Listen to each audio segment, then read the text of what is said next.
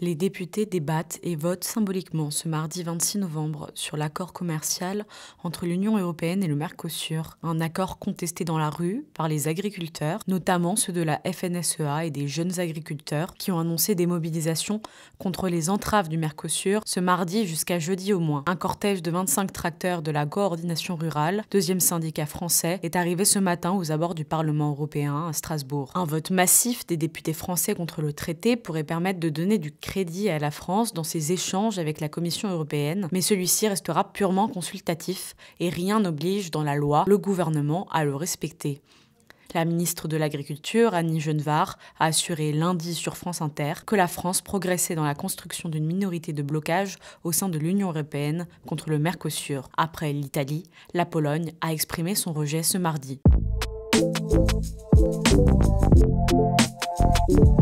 Après des consultations lundi à Matignon, Mathilde Panot a confirmé que la France insoumise déposerait une motion de censure si Michel Barnier recourt à l'article 49.3 de la Constitution pour voter le budget. 3 textes budgétaires sont susceptibles d'être soumis au 49.3 et donc à cette motion de censure. D'abord, le projet de loi de financement de la sécurité sociale, déjà adopté cet après-midi par le Sénat, puis le projet de loi de finances de fin de gestion et enfin le projet de loi de finances pour 2025 qui devrait être adopté avant Noël. La chef de file des députés LFI, qui s'est exprimée ce matin, a acté des désaccords profonds avec Michel Barnier, le budget étant, selon elle, le plus violent socialement et écologiquement de la Ve République. En cas de motion de censure portée par LFI, les écologistes ont annoncé leur soutien.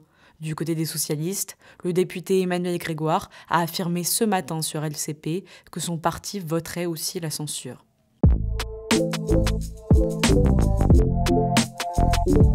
Donald Trump annonce la couleur. Le futur président américain a confirmé que ses premières mesures économiques, après son investiture en janvier prochain, seront d'augmenter les droits de douane de 10% sur les produits venant de Chine et de 25% sur ceux en provenance du Canada et du Mexique. Le but étant, selon lui, de lutter contre la crise des opiacés et contre l'immigration. Si Donald Trump souhaite ainsi relancer les guerres commerciales qu'il avait commencées pendant son premier mandat, Pékin a d'ores et déjà réagi en affirmant que la Chine et les États-Unis étaient mutuellement bénéfiques par nature. Hier soir, la justice américaine avait annoncé l'abandon des poursuites à l'égard de Donald Trump, accusé d'avoir tenté de se maintenir au pouvoir malgré sa défaite en 2020 et inculpé de complot contre les institutions américaines et d'atteinte au droit de vote des électeurs. Les présidents américains en fonction bénéficient d'un droit d'immunité, mais les poursuites pourraient reprendre à la fin du mandat du milliardaire.